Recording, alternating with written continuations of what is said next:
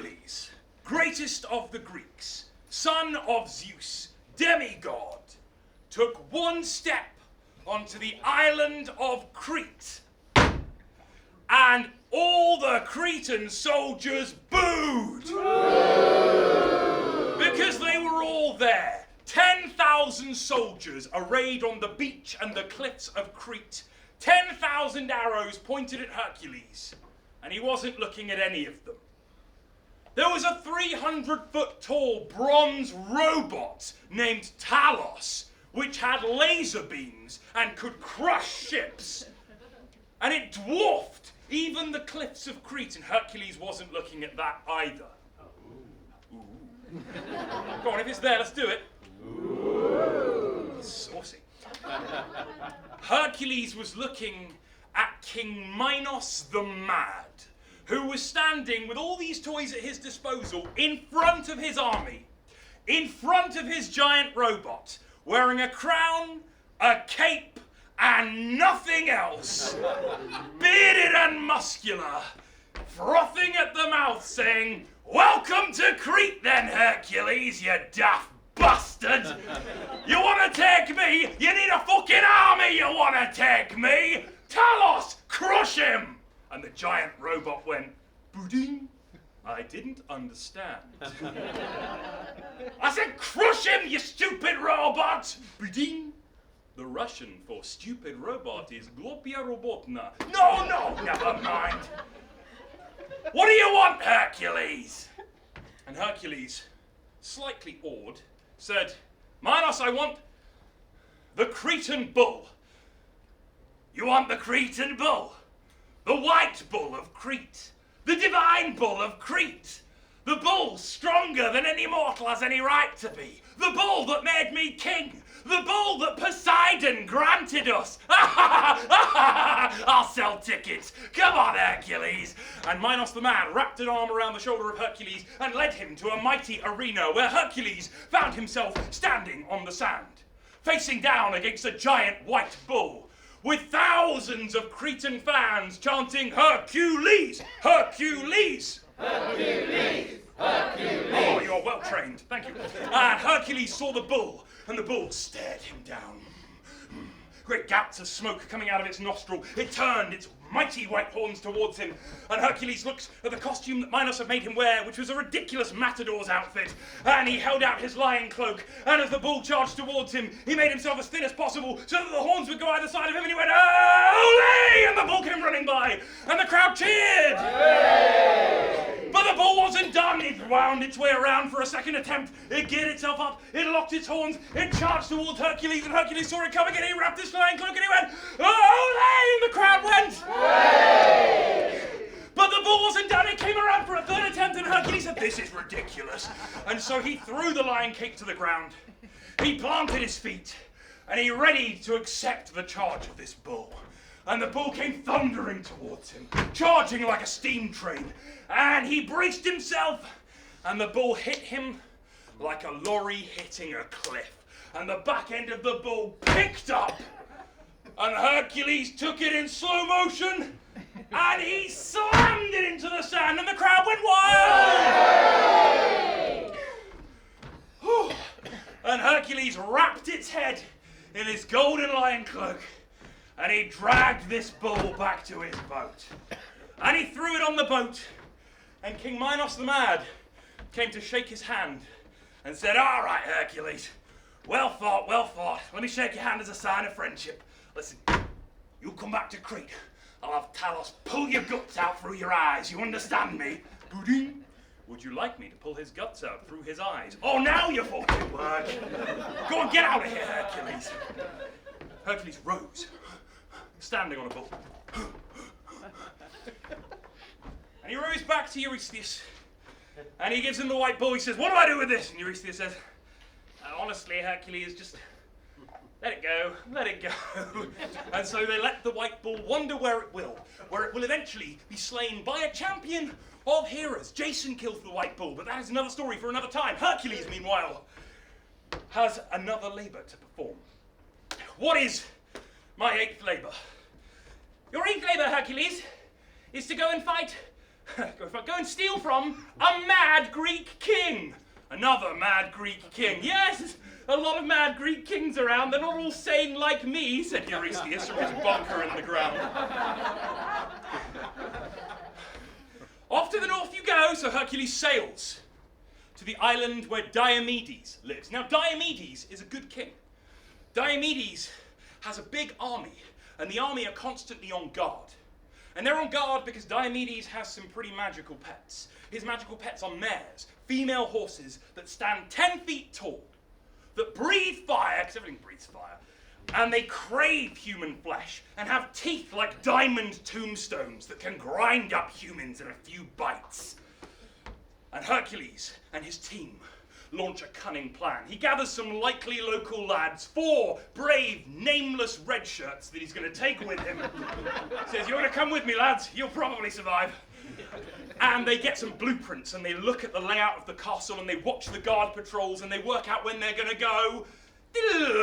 Dum dum dum dum dum across the beach, dum dum dum dum dum dum up to the wall of the castle, dum dum scaling the wall, across the wall, down the wall into the castle, going across the castle courtyard,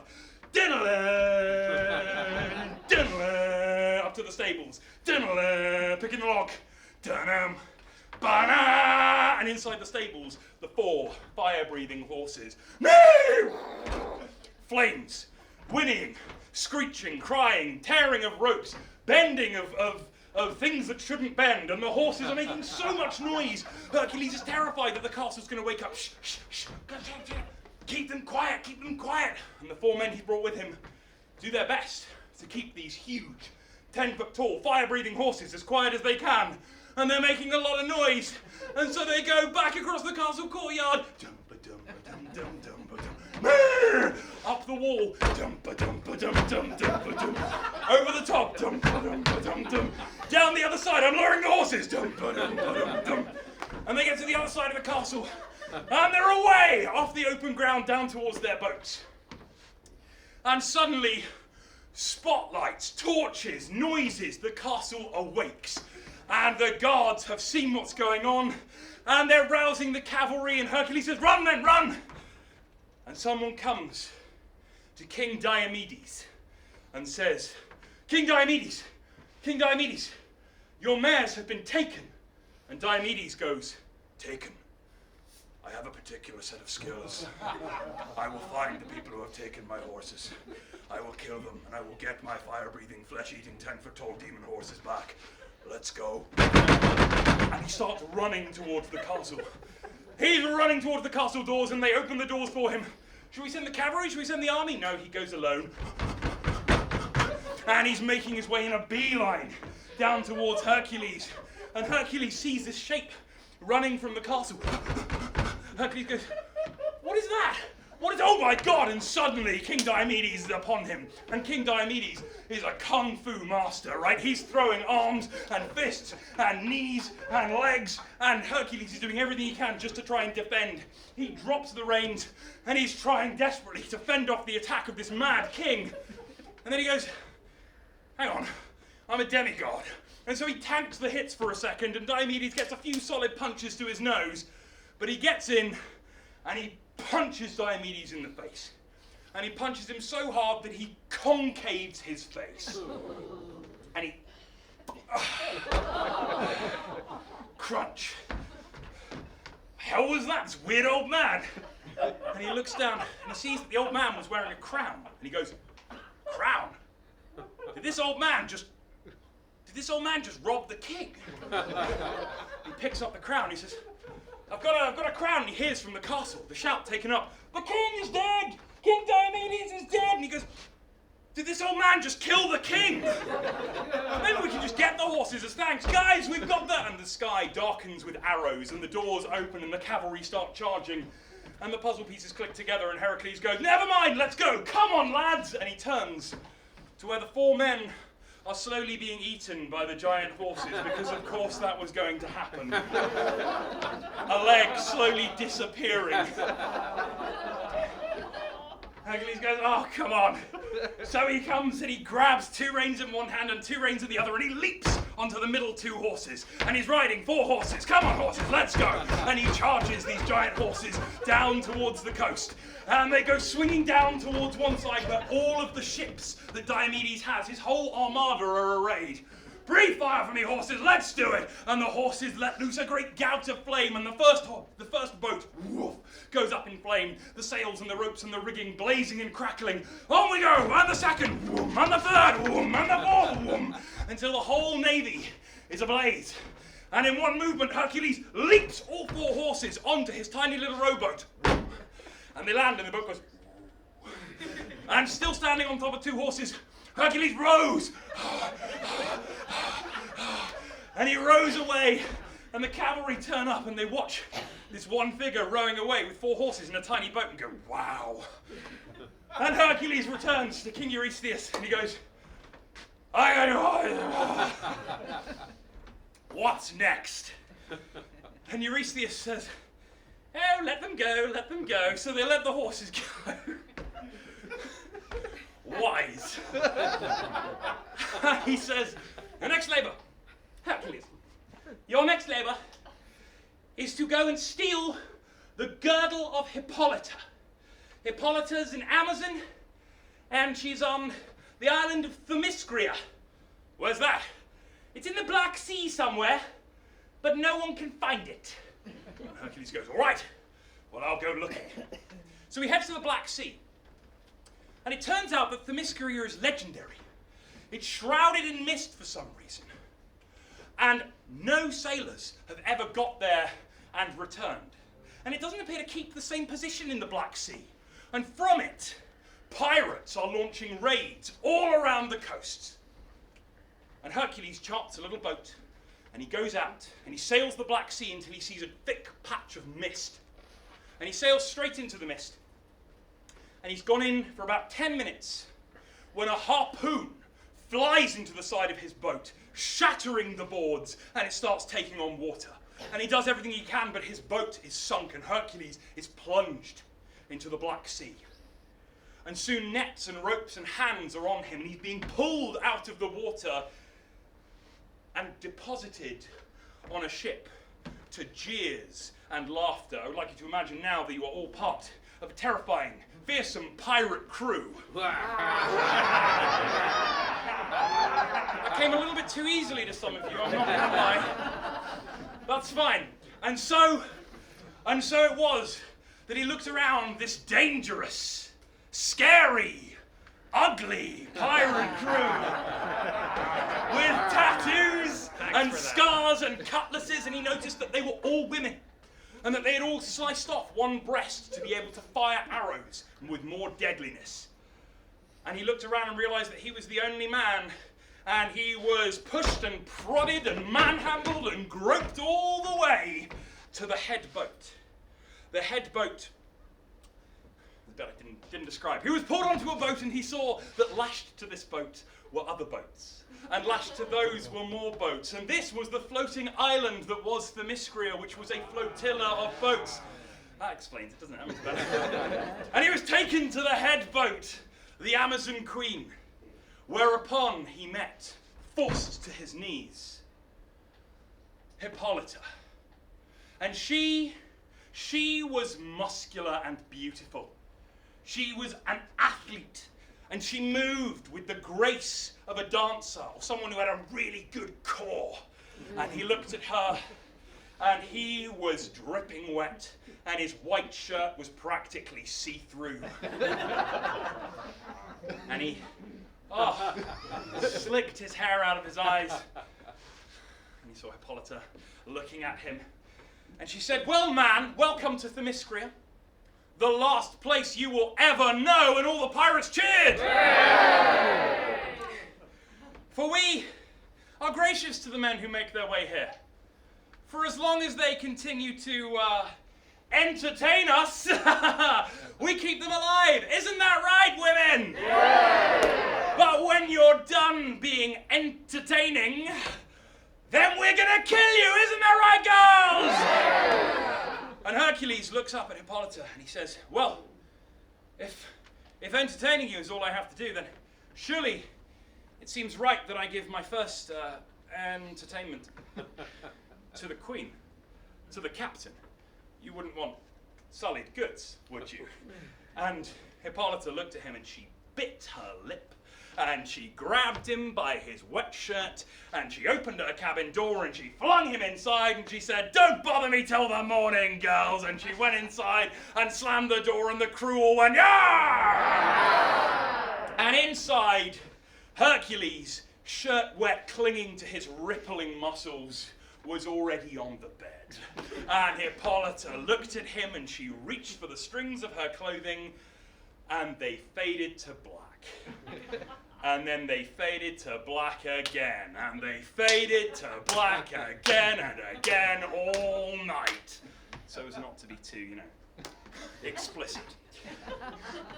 And in the middle of the night, Hercules woke up, had a cigarette, and then reached over and gingerly plucked the golden girdle that Hippolyta had been wearing.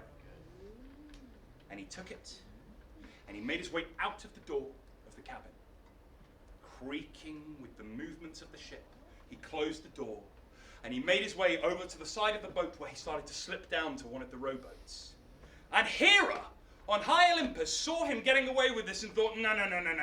So she shone a spotlight from the heavens that pierced through the mists of the ship and illuminated him, boom, against the wall of the ship. And she said, "He's stealing the girdle! He's stealing the girdle!" And all of the pirates roused immediately and charged with an arrow! And Hercules saw this terrifying, frightening, hideous crew charging towards him. And he drew his arrow and he drew his bows and he went, "Plan A!" And he killed every single one of them. And he said, "I didn't need to do this! My mission wasn't to kill anyone, it was just to get the stupid girdle! Why did you do this, Hera?" And Hera said, "Oh, did you have something nice there for a second?" Whoops. And Hercules made his way back to Eurystheus. He flung the girdle down and he said, "Eurystheus, I'm so done with this." And Eurystheus said, "You almost are done with this, Hercules. This is the last labor." "Ready? I've lost count. Yes, this is labor 10. You've killed all of his forces. You've gathered all the magical artifacts. You've saved Greece. Hercules, what you've done is remarkable. Now, all that remains is the final fight. You must go and slay Geryon, the giant himself, having taken out his forces." And Hercules said, All right. Where is this Geryon?" "Spain." So Hercules makes his way to the island of Cadiz, which is, of course, where the final fight would happen, right? And he sees the hulking form of Geryon the giant. And Geryon the giant is as old as chaos. Geryon the giant is an ancient and immortal enemy of the gods. He's lingered since before the Titans were around. Geryon the giant is a child of Gaia. And he is so old and so powerful that he has fused with the land itself. And so as he picks himself up, Heracles sees the island of Cadiz itself pick itself up and form a shape in front of him, as it cracks itself out of the ground and shrugs off shrubbery and brushes off trees. And Heracles sees Geryon the giant turn all three of his heads upon him. For Geryon the giant has 3 heads and 6 arms, and each of his arms plucked up a spear and a shield, and arranged in a perfect defense all around him. Geryon is a creature that can see everything. He has no blind spots, no weaknesses. He's the size of a giant and has outlasted the gods. Heracles goes, "Plan A!" And he fires an arrow at Geryon, which Geryon easily parries. He has 3 heads and none of them are looking at the arrow as he does. And Geryon turns and says, "You may try as many before you have tried, and you will fail as all before you have failed. Come and let us do this." And Heracles charged in towards Geryon, and he was swinging in with great blows, and Geryon was parrying them with practiced ease. Geryon was bored. Geryon was thinking about the shapes in the clouds, and the last time he'd had a real challenge, and how old he was, and how tired he was, and how much, if he was honest with himself, he longed for this all just to be over. And this fight dragged for a whole day. Neither Geryon nor Heracles physically tiring, but Heracles, at the end of 10 labours, at the end of 10 long years of serving Eurystheus, with the end so nearly in sight and yet so far away, and having sore muscles from fighting for a whole day, wondered if he would be doing this forevermore. He was done with this. He was ready for it just to be over. And for a moment, Heracles' eyes locked with Geryon's. And there was a kinship, a recognition of just how tired they both were. And in that moment of spiritual connection, Heracles landed an uppercut that launched one of Geryon's helmets flying off his head, and Geryon struck for the first time in his very, very, very long life, slowly tumbled backwards in awe. And he landed very heavily, and the ground shook, and a new mountain range was formed. And Heracles came and stood atop Geryon, and Geryon, still prone, still frozen, still, said, "It is it then, finally a worthy adversary. I beg of you only a swift end," which Heracles granted him. And he returned, triumphant. He carried back from Spain, and as he walked through Greece, he passed through all the towns that he had saved. He passed through Aegeus, which was now a democracy that cheered him as he came through, and he waved at the citizens and they all cheered. Yay! And he didn't linger as he went through Lerna, which was starting to be rebuilt because he'd saved it from a hydra, and the few people that survived, they looked at him and they cheered. Yay! And he travelled back through Nemea, where the lion that he'd slain, and they loved him and they cheered. Yay! And as he approached Tiryns, the people of Tiryns were giving him a great big cheer, all cheering as he came down through to Tiryns. And the gods were arrayed in the heavens, and he could see them formed out of cloud, Zeus and Hermes, and all the gods bar Hera looking down and applauding him. They clapped and they whooped and they cheered. And he approached the gates of the city, and Hera turned up, and she said, "No! No! No, no, no! You are not done! You hear me? You are not done! I have no lands anymore! You have won all these fights! I prophesied! You have the glory! Zeus has the glory! I have nothing! You understand?" She looked at the gods. "I have nothing! But I'm not done. I've got a demigod, and I need some territory, so I'm coming for some of yours!" And Hercules said, "I've done 10 labours for you, Hera." Hera said, "You cheated on 2 of them! You had help and payment and stuff!" Which 2? "Oh, pick! You owe me 2 more labours!" "Hey, that's right. I'm turning him against you guys. You're gonna go and get me the apples of immortality from the garden of the Hesperides." And Zeus appeared and said, "Hera, that's ridiculous. The Garden of the Hesperides is the armory of the gods. It's where we keep all of our most precious artifacts. No mortal can ever hope to get there." "Well, then I guess he's in my service forever then.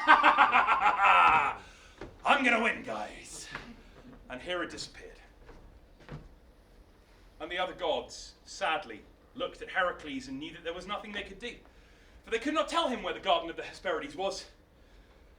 And one by one, they winked out and disappeared, until last was Hermes. And Hermes, winged sandals, in a blaze of speed, appeared next to Hercules and went, "Atlas, you'll thank me later," and disappeared last. And Hercules went, "Atlas? Do you know an atlas?" And Eurystheus said, yes, it's the Atlas Mountains. Where is that? You got a map. Africa!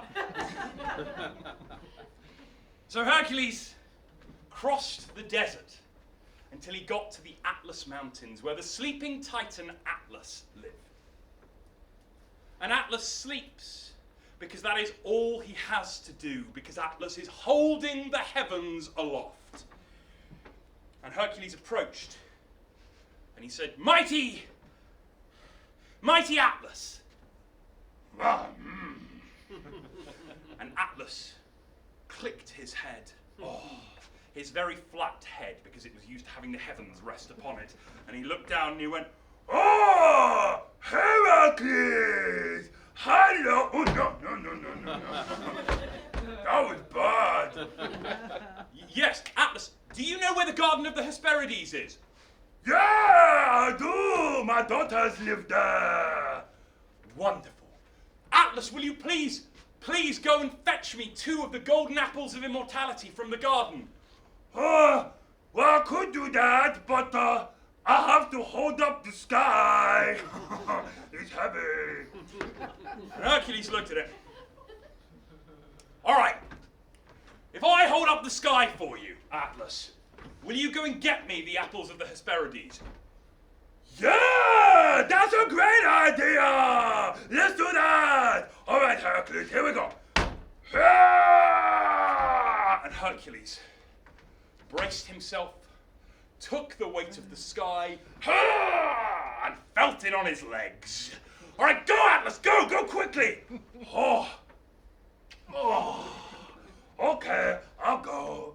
And Atlas walked across the terrain as only a giant can, hopping across continents, and he made his way to the Garden of the Hesperides. Oh, hello, daughters. Hello, dragon. Oh, golden apples. And he plucked a pair of golden apples. And he made his way back to where Hercules was holding up the heavens. Here you are, Hercules. Here you are. Let me tuck them into your pocket for you. And Hercules felt his shirt opened and the apples being tucked in. No, Atlas, no! Alice! There we go. Bye-bye, Hercules! Alice, wait! Alice! Stop! What? Alice! I have to take these apples to King Eurystheus. Oh, well, I'll take them for you, that's fine. No, Alice, wait! All right, look, Alice. I suppose we didn't make it clear. I want you to take the sky back. I don't want to do that. All right. Okay, I'm happy to hold the sky forever. I'll hold the sky forever, but I've got a terrible itch on my forehead. Oh, it's really bad when that happens. Will you take the sky for me just so I can itch myself, and then I'll take the sky right back? Oh, yeah, okay. And Atlas takes the sky from Hercules. Oh, there we go, familiar groove. And Hercules goes, oh, thank you. And he turns with the golden apples and he walks off. And Atlas watches him and goes, Hercules!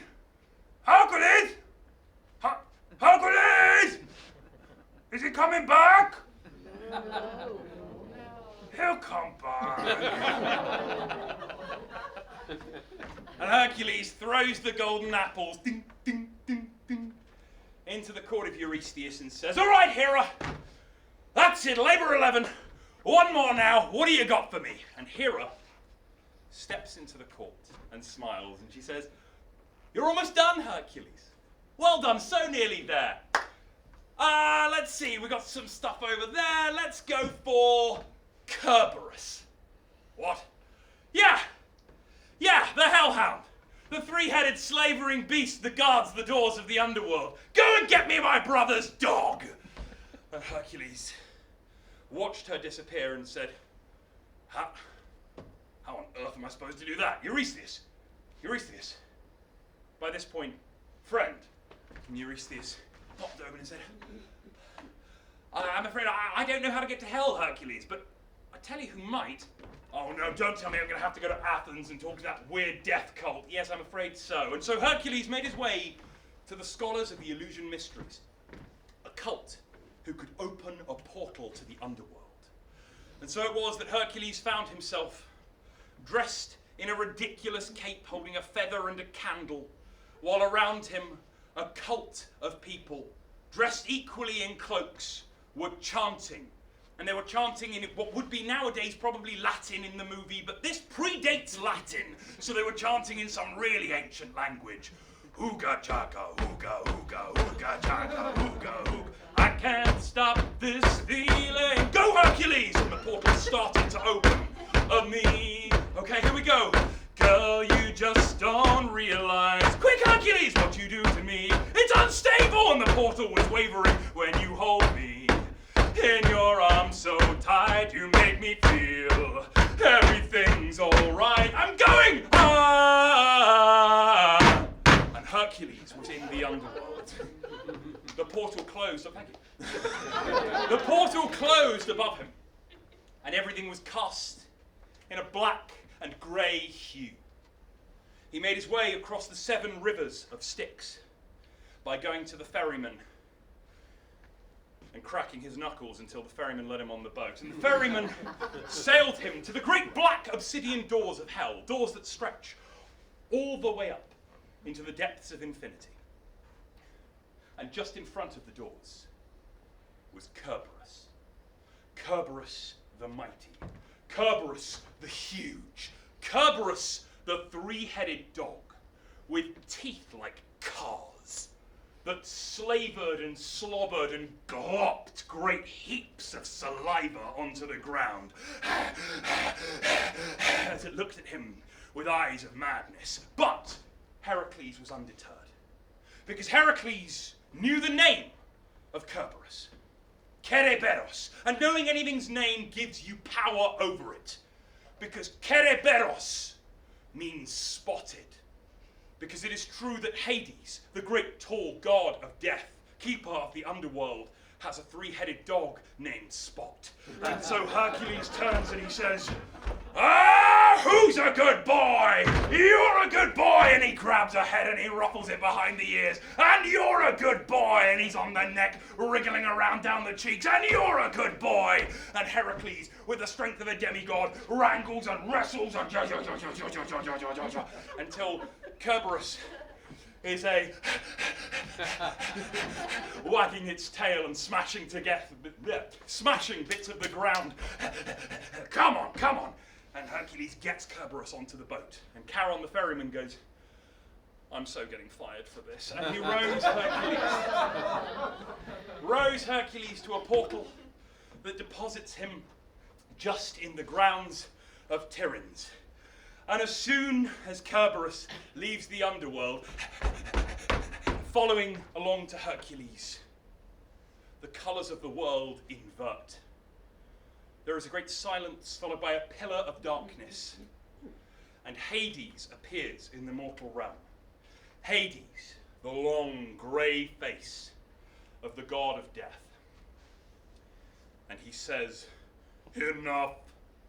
He clicks his fingers, and suddenly all of the 12 Olympians are there in the throne room, and Hercules and Eurystheus kneel.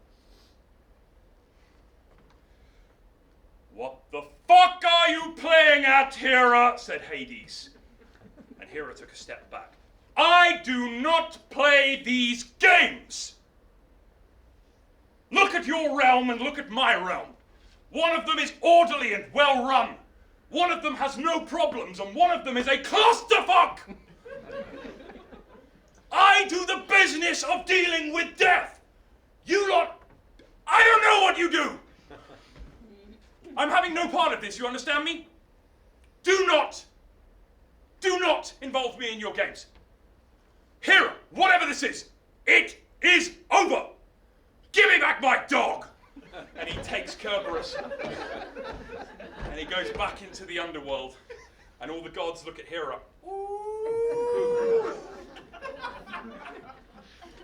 And Hera,